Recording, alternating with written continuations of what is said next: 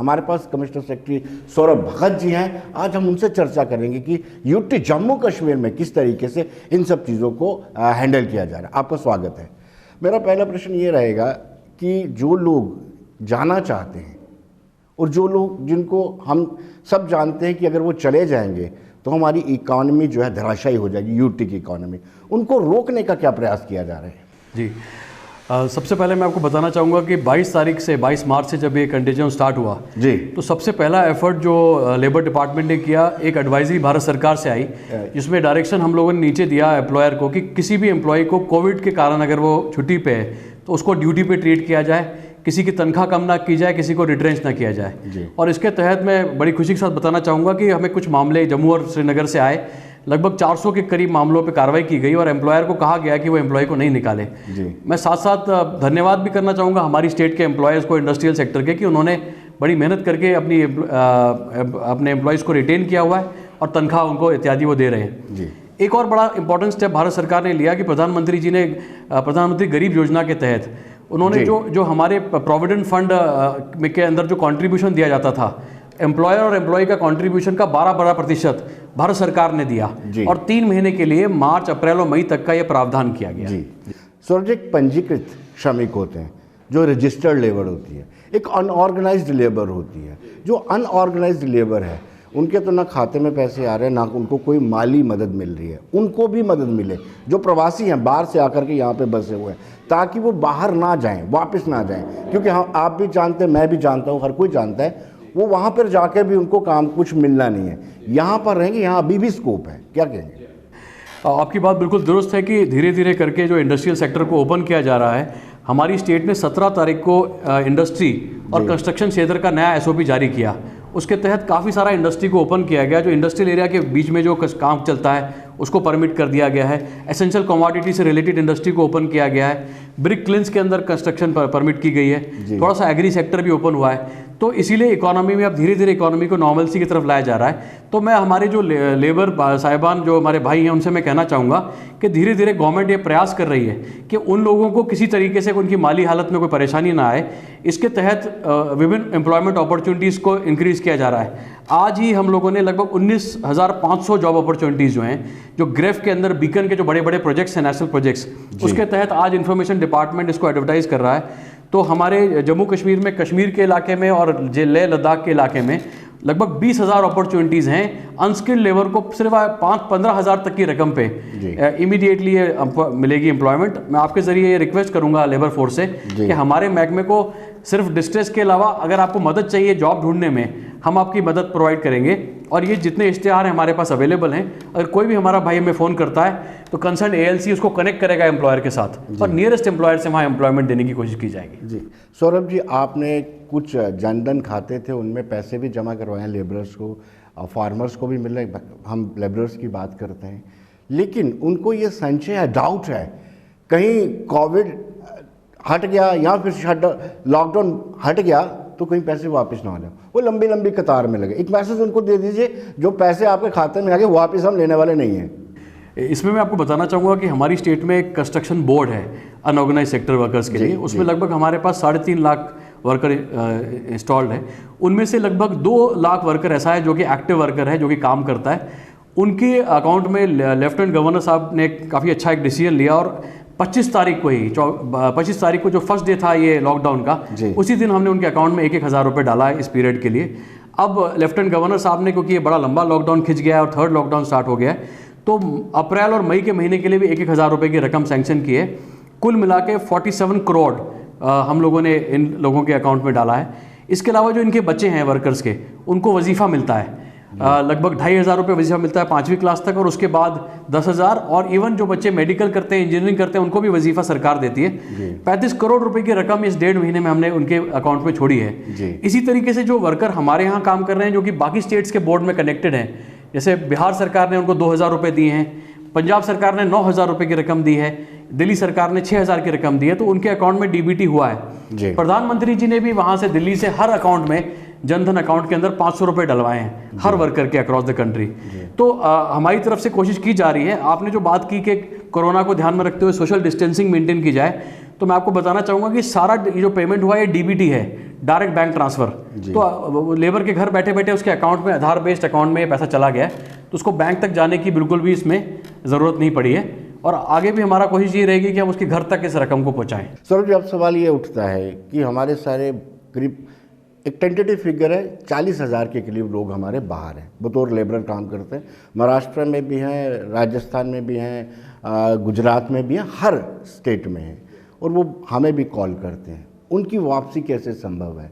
क्योंकि अभी हम कह रहे हैं कि हिमाचल और पंजाब में हम ट्राई कर रहे हैं, उनको वापस ला रहे हैं। ये बाकी वाली जो स्टेट्स हैं, इनके लिए क्या किया जा रहा है? वापसी के ऊपर पूरा प्रशासन कार्यरत है, टीमें बनी हुई हैं स्टेट्स की कोऑर्डिनेशन की। तो आपको पता है कि भारत सरकार जो ब्रॉड डायरेक्शन है, उसके बेसिस पे जो हमारा कोरोना के ऊपर जो एनडीएमए अथॉरिटी के जो एसओपी है, उसको बड़ा स्ट्रिक्टली उसका पालन करना ज़रूरी है ताकि ये बीमारी ना फैले। तो इसके तहत प्रावधान किया गया है कि जो डीसी साहिबान हैं और जो डिवीजनल कमिश्नर हैं, उनको मेन कॉम्पिटेंट अथॉरिटी बनाया गया है। तो अगर दो डिस्ट्रिक्ट्स के बीच में मूवमेंट होती है या फिर इंटर स्टेट मूवमेंट होती है, तो उसके लिए डिवीजनल कमिश्नर साहब जिम्मेदार हैं, और डिस्ट्रिक्ट के बीच में अगर मूवमेंट होती है तो डीसी साहब उसके लिए जिम्मेदार हैं। हमारा डिपार्टमेंट सारा डेटा इकट्ठा करके हेल्पलाइन से वो डीसी साहिबान को भेजता है, कॉम्पिटेंट अथॉरिटी को। और अगर कोई इमरजेंसी का मसला होता है तो उसके लिए डिवीजनल कमिश्नर साहब के पास इख्तियार है, कोई मेडिकल इमरजेंसी हो। इसमें इंपॉर्टेंट मसला ये है कि हम अपने स्टेट में जो हमारे लोग बाहर फंसे हुए हैं, हम वो डेटा रेजिडेंट कमिश्नर साहब के थ्रू उन स्टेट्स को भेज रहे हैं, और वहाँ से हमारे कोऑर्डिनेशन ग्रुप्स बने हुए हैं। उसमें लगभग अभी रिसेंटली हिमाचल और पंजाब से लगभग 8,000 के करीब जो है लेबर फोर्स को वापस लाया गया है, और कोऑर्डिनेटेड वे। सबसे इंपॉर्टेंट मसला इसके अंदर ये है कि लेबर फोर्स जो है जितनी बाहर है, वो सारी लेबर फोर्स वापस नहीं आना चाहती। कहीं कहीं जहाँ जहाँ जॉब अपॉर्चुनिटीज़ खुल गई हैं, जैसे हमारी स्टेट्स में, they want to be retain there and they want to continue. जो बाकी लेबर फोर्स है उसको एसओपी के तहत लाया जा रहा है कि क्राउडिंग ना हो। अगर एक बड़ी बस है तो उसमें सिर्फ 30 आदमी ही आ सकते हैं, वो सारा उस हिसाब को ध्यान। मगर मैं अश्योर करता हूँ लेबर फोर्स को कि आप इंतज़ार करें, जिस तरीके से हमारा कन्वेयर बेल्ट मॉडल पे चलेगा, उनसे हमारा रास्ता होगा, आपको साथ लाएंगे। मगर तब तक उनका राशन का इंतजाम, उनके वेलफेयर का इंतजाम, उनको वहाँ पे जो भी माली फाइनेंशियल सपोर्ट है, जैसे मैंने बताया कि उनके अकाउंट में लगभग हमने 50 करोड़ के करीब रकम डाली है। ये हमारे वो वर्कर्स हैं जो बाहर भी बैठे हैं, तो उनके अकाउंट में 3,000 रुपये की रकम भी डाली गई है, और भी हम उनको साथ में दे रहे हैं, और उस स्टेट से भी हम उनको राशन दिलवा रहे हैं। तो जब तक वो वहाँ पे हैं, उनको जल्दबाजी या पैनिक में नहीं पड़ना चाहिए।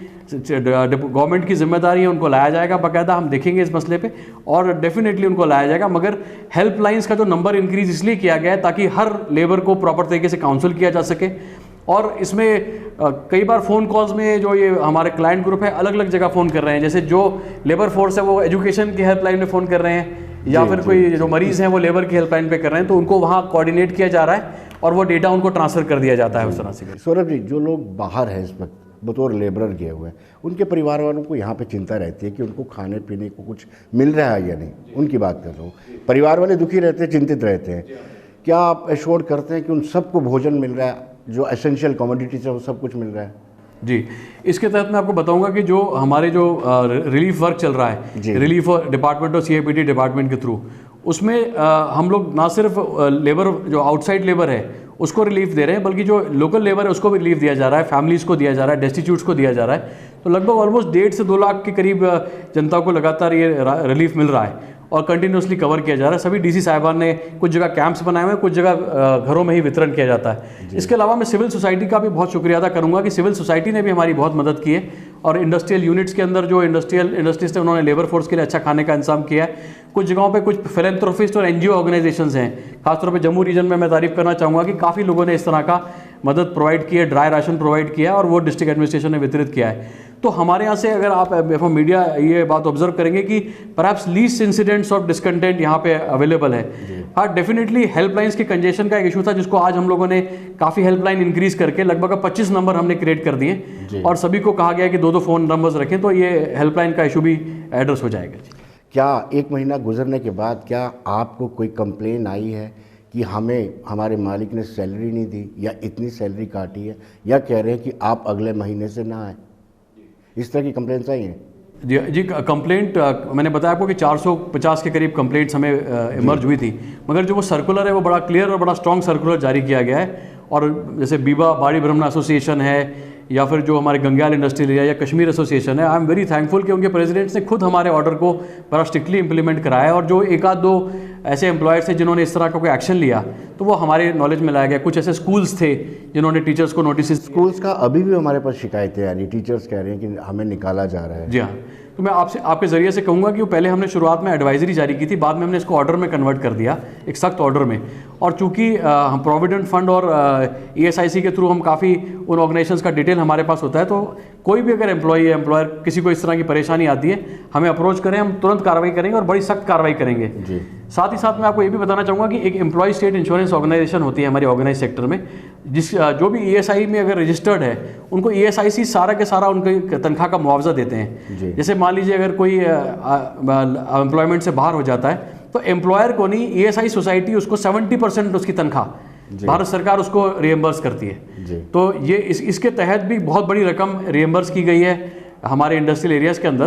तो हमारे जो भी एम्प्लॉयज़ अगर ESIC के अंदर हैं उनको ये पता होना चाहिए कि सिवाय मेडिकल रिएम्बर्समेंट के अलावा उनको उनकी जो लॉस ऑफ इनकम रिएम्बर्समेंट है वो भी ESIC ने किया है। और इस त्रासदी को भारत सरकार ने एक नेचुरल कैलामिटी मान के वहाँ से सैंक्शन दिया है। तो हमारे जितने भी भाई अगर ESIC में रजिस्टर्ड हैं उनको 70% तक की जो उनकी तनख्वाह है वो भारत सरकार रिएम्बर्स कर रही है, जो कि बहुत बड़ा एक वेलफेयर मेजर है। सौरभ जी, जो अनऑर्गेनाइज्ड लेबर है उनके खाते में पैसे नहीं जा रहे, उनको कैसे दिया जा रहा है? हालांकि आपका प्रयास किया जा रहा है, उनके अकाउंट नंबर भी लिए जा रहे हैं, लेकिन अभी तक नहीं है। क्या ऐसी कोई प्लानिंग है, उनके अकाउंट्स में भी कुछ पैसे जमा कराएंगे? ये जो अनऑर्गेनाइज लेबर है इस पर मिनिस्ट्री ऑफ लेबर ने डिटेल इन्फॉर्मेशन गैदर किया, लगभग 70,000 के करीब डेटा हमने उनसे शेयर किया है। तो ये अनऑर्गेनाइज लेबर 3 तरह की है। एक वो है जो कि माइग्रेंट कैंप्स में रहती है, एक वो है जो कि एम्प्लॉयर्स के पास रहती है, एम्प्लॉयर के प्रेमिसेस में रहती है, और एक वो है जो कि अपने पर्सनल अकोमोडेशन लेके अलग अलग काम करते हैं, जैसे कि मेसन्स हो गए, इलेक्ट्रिशियन वगैरह। तो तीनों कैटेगरी के जो ग्रुप का हमने डेटा भारत सरकार शेयर किया है, उसमें हमने बैंक अकाउंट भी लिया है, IFSC कोड भी लिया है। इसका लेने का पर्पज़ ये है कि भारत सरकार के लेवल से जिस तरह प्रधानमंत्री गरीब योजना में पहले 500 रुपये डाले गए थे, एक ज़्यादा रकम जो है वो लाइकली टू बी सैंक्शनड है। जैसी वो रकम आएगी तो इनके अकाउंट में ऑटोमेटिकली वो DBT हो जाएगी। तो भारत सरकार ने पूरे हिंदुस्तान से ये डेटा इकट्ठा किया है। उसको मैच इस तरह से किया जा रहा है कि कई बार डुप्लीकेशन डेटा का भी हो जाता है, तो वो डुप्लीकेशन हो रहा है आधार के थ्रू, और सभी के रकम वहाँ से भी रकम आएगी। सौरभ जी, हम इनको भी लेबर ही मानेंगे जो टैक्सी चलाते हैं, ऑनर नहीं है, ड्राइवर है, जो क्लीनर हैं, जो ऑटो चलाते हैं, जो रेहड़ी फड़ी लगाते हैं, उनके बारे में भी अभी कुछ सोचा नहीं। हालांकि पैकेज अनाउंस किया है 350 करोड़ रुपए का, ये कहा जा रहा है कि UT JNK ने अनाउंस किया है, लेकिन अभी तक उनको मिला नहीं है। जी, मैं इसमें आपको बताना चाहूँगा कि काफ़ी लाइवलीहुड को वापस लाने के लिए एक हाई लेवल कमेटी बनाई गई है स्टेट लेवल पे। उस कमेटी ने काफ़ी सारे मेजर्स स्टार्ट भी किए हैं। कुछ मेजर्स जो जैसे हम लोगों ने ये लेबर को जो फंडिंग प्रोवाइड की, ये भी उसी कमेटी के तहत कार्रवाई की गई। कुछ और मेजर्स भी आने वाले हैं, मगर सबसे इंपॉर्टेंट जो बात है कि एक मैसेज बड़ा क्लियर है कि धीरे धीरे करके इकोनॉमिक सेक्टर्स ओपन हो रहे हैं। इंडस्ट्रियल एरिया खुल रहा है, कंस्ट्रक्शन सेक्टर खुल रहा है, एग्रीकल्चर सेक्टर खुल रहा है, नरेगा सेक्टर खुल रहा है, ग्रेफ और बॉर्डर रोड की ऑर्गेनाइजेशंस के जॉब्स खुल रहे हैं। तो धीरे धीरे, और एग्रीकल्चर सीजन भी कश्मीर का और जम्मू का आ गया है। इसको ध्यान में रखते हुए लेबर फोर्स को अश्योर रहना चाहिए कि बहुत शीघ्र अतिशीघ्र उनकी एक्टिविटी स्टार्ट हो जाएंगी और गवर्नमेंट भी सपोर्ट प्रोवाइड करेगी। तो किसी को डिस्ट्रेस में जाने की ज़रूरत नहीं है, और यहाँ पे रिटेन करके आराम से उनकी जॉब अपॉर्चुनिटी जो स्टेट में उनको रेगुलर मिलती है वो प्रोवाइड की जाए। ये इसमें कितना टाइम लगेगा? क्योंकि छोटा सा स्पैन, अगर इसको हम रिकवर कर जाते हैं, यानी जल्दी से जल्दी हम ये सारी एक्टिविटी शुरू करते हैं, मुझे नहीं लगता है कि कोई भी लेबर का आदमी अपने गाँव या घर वापस जाने की कोशिश करेगा। जी हाँ, आप बिल्कुल दुरुस्त कह रहे हैं। इसमें हमारी जो टीम है, हमारी टीम में हमारे हर डिस्ट्रिक्ट लेवल पे काउंसलिंग अफसर्स भी होते हैं। तो हम लोगों ने लगभग 17,000 काउंसलिंग सेशंस भी किए हैं, जो हमारी टीम को कहा गया है कि हम काउंसलिंग करके जो लेबर फोर्स है उनको लोकल लैंग्वेज में जाके बाकायदा उनको बताया भी गया है कि आपको क्या क्या बेनिफिट्स मिलेंगे। और क्योंकि आपको पता है बड़ा डिस्ट्रेस का टाइम है कोविड का, साइकोलॉजिकल प्रॉब्लम्स भी होती हैं, तो हमें भारत सरकार के डायरेक्शन के तहत हमारे सारे काउंसलिंग अफसर जाके कैंपों में जाते हैं, लेबर फोर्स से मिलते हैं, उनको अश्योर करते हैं, और अगर उनकी कोई मुश्किलात होती है जिला प्रशासन से या किसी लेवल पे, उसको भी सॉल्व करते हैं। तो इसमें इस एफर्ट का भी काफ़ी फ़ायदा हुआ और एक अच्छा रास्ता डेवलप हुआ है लेबर फोर्स के साथ। और काफ़ी लेबर फोर्स जो हमारे यहाँ रिटेन्ड है, जो यहाँ पे आपको कोई मेजर इंसिडेंट किसी भी तरीके का, जिस तरह अभी आप मीडिया में बाकी स्टेट्स में देखते हैं, वैसा आपको यहाँ नहीं मिलेगा, क्योंकि लगातार लेफ्टिनेंट गवर्नर ऑफिस से भी लगातार कुछ ना कुछ बेनिफिट, जिस तरह से ये मैंने आपको बताया 45 करोड़ का बेनिफिट या और दूसरे बेनिफिट दिए जा रहे हैं, और साथ साथ लेबर फोर्स से कम्युनिकेशन मेंटेन किया जा रहा है। हमारी टीम ने लगभग 30,000 फ़ोन कॉल्स अटेंड किए हैं, और उन फ़ोन कॉल्स के तहत रेडीमेड SMSs बना के भेजे गए हैं, डेटा कलेक्ट किया गया है, फ़ोन नंबर शेयर किए गए हैं। और मेरी जितने भी डिस्ट्रिक्ट ऑफिसेज हैं, उसमें जितनी भी हमारी लगभग 200-250 की जो टीम है लेबर डिपार्टमेंट की, सारी टीम हमने एंगेज की हुई है इस पर्पज़ के लिए, क्योंकि ये बड़ा इंपॉर्टेंट वक्त है और हमारे भाइयों के लिए ये महकमा इसी पर्पज़ के लिए बना था और इसी पर्पज़ के लिए they are playing the role. आप एडमिनिस्ट्रेशन की भी तारीफ़ करेंगे और जम्मू कश्मीर की आवाम की भी मुझे लगता है आपको तारीफ़ करनी पड़ेगी। जैसे हमने बाकी स्टेट्स में देखा किस तरीके से जैसे ही लॉकडाउन लगा लेबर क्लास सड़कों पे आ गई, अपने अपने घरों की तरफ जाने लगी, लेकिन यहाँ पे लोगों ने संयम बरता। जो लोकल लोग थे उन्होंने आइडेंटिफाई किए कि किस किस लेबर के पास खाना नहीं है, उनको खाना भी प्रोवाइड किया। जी, मैं बहुत डेफिनेटली तारीफ करूंगा। अगर आप पूरे हिंदुस्तान का रिकॉर्ड देखें तो यूनियन टेरिटरी ऑफ JNK में सबसे ज़्यादा सामंजस्य रहा, वैली के अंदर भी और जम्मू के अंदर भी। और हमारी जो सिविल सोसाइटी है वो बहुत उसने कोऑपरेट किया गवर्नमेंट के साथ, कोई अनटोवर्ड इंसिडेंट नहीं हुआ। और सबसे इंपॉर्टेंट बात, एम्प्लॉयर ने without running the industry, they are continuing to pay the wages to the workers. They have been assured some benefits are being given by government, tax and other fiscal benefits which is coming from industry department. मगर उन्होंने patience रखी है और ख़ास तौर पे मैं बड़ा मजबूर हूँ बाड़ी ब्रह्म एसोसिएशन का, गंगाल एसोसिएशन का, कश्मीर चैम्बर ऑफ कॉमर्स का, कि हमने उनसे जब भी कोई उनको उनसी हेल्प मांगी डिसेमिनेशन इन्फॉर्मेशन की, they have helped us and they have stayed United with the government. और जो लेबर फोर्स को उन्होंने बिल्कुल डिस्ट्रेस में निकाला नहीं जी। और उसी का डिविडेंड आज मिल रहा है कि आज हमारे सारे जो यूनिट्स अब जो स्टार्ट हुए हैं तो उनको लेबर ढूंढनी नहीं पड़ रही, लेबर उनके पास ऑलरेडी अवेलेबल है। जो थोड़े बहुत हमारे भाई हैं उनको मैंने कहा है ये 30,000 अपॉर्चुनिटी 20,000 अपॉर्चुनिटी काफ़ी ज़्यादा होती हैं, हम उन तक पहुँचेंगे और हम अश्योर करेंगे कि एक भी लेबर फोर्स हमारे यहाँ से बाहर ना जाए। सर जी सवाल आपसे पर्टेन नहीं करता, चलो पूछता भी नहीं, ये थोड़े दिन के बाद ये पैकेज भी मांगेंगे, चाहे बड़ी ब्राह्मण इंडस्ट्री हो या दूसरे वाले, ये कहेंगे कि हमें नुकसान हुआ, हमें इकनॉमिक का आर्थिक पैकेज दिया जाए। आखिरी सवाल आपसे ये है कि आप जो अभी आपने कहा कि गिरफ्त में जॉब निकल रही हैं, हमारे इस कार्यक्रम के माध्यम से जो लेबर यहाँ पे है उनको संदेश दीजिए कि आपके लिए काम की कोई कमी नहीं है। जी जी जी, मैं अपने लेबर फोर्स भाइयों से ये आग्रह करूंगा कि स्टेट के निर्माण में, स्टेट के कंस्ट्रक्शन और एक्टिविटी में आपका बहुत बड़ा योगदान है। हर साल आप स्टेट में आते हैं काम करने के लिए, हमारे बोर्ड की तरफ से भी हम आपको काफ़ी बेनिफिट्स देते हैं। आपको ये अश्योर रहना है कि आपके लिए बहुत जॉब अपॉर्चुनिटी है। हमारा एग्रीकल्चर सीजन भी स्टार्ट हुआ है और जो 17 तारीख को गवर्नमेंट ने सेक्टर्स को खोला है, कंस्ट्रक्शन सेक्टर को, इंडस्ट्रियल सेक्टर को, उससे धीरे धीरे करके सारा इकोनॉमी ओपन अप हो रही है और काफ़ी सेक्टर्स में लिमिटेड ओपनिंग भी की गई है। अगले कुछ हफ्तों के अंदर ये कम्प्लीटली ओपन हो जाएगा और आपकी जो जॉब अपॉर्चुनिटी बिल्कुल सिक्योर है। हमने एम्प्लॉयर्स को भी कहा है कि आपकी कोई तनख्वाह ना काटी जाए। अगर कहीं आपको इस तरह की कोई कंप्लेंट आती है कि आपकी कोई वैलिड जो रकम आपको नहीं दी गई है, हमारे पास आइए। अगर आपको ESI प्रोविडेंट फंड में किसी तरह का कोई परेशानी आती है, आप हमारे पास आइए। अगर बोर्ड ऑफ कंस्ट्रक्शन में आपको परेशानी आती है, आप हमारे पास आइए, हम आपकी मदद करेंगे। और आपके लिए लेबर डिपार्टमेंट लगातार अवेयर है। आपके लिए हमने 30 के करीब हेल्पलाइंस बनाए रखी हैं और उसमें हमने मल्टीलिंगुअल रखी हैं। कुछ हमने आउटसाइड मार्केट से भी हेल्पलाइन रखी है, जो हमारे बिहार के या UP के जो मध्य प्रदेश के वर्कफोर्स है उनके लिए उस भाषा में बात करने के लिए भी हमने लेबर फोर्स टीम रखी है ताकि उनको मदद हो पाए। और साथ में जिला प्रशासन को रिक्वेस्ट किया गया है कि बहुत ही प्यार से और संयम के साथ लेबर से डील किया जाए। कई लोग पैनिक के अंदर हैं, कई लोग घबराहट में, उनको लैंग्वेज प्रॉब्लम है, कई लोग हमारे फॉर्म्स नहीं फिल कर पाते, तो उनके लिए अगर हमारी टीम को रात भर भी काम करना पड़े, अगर उनको पास जाके भी उनको काउंसिल करना पड़े, वो भी किया जा रहा है, क्योंकि यही लेबर फोर्स हमारी स्ट्रेंथ है और इनको अगर हम यहाँ रिटेन करेंगे तो हमारी इकॉनमी बड़ी क्विकली वापस अपने पैरों पर खड़ी हो जाएगी। सर जी, आप हमारे कार्यक्रम में आपका बहुत बहुत शुक्रिया।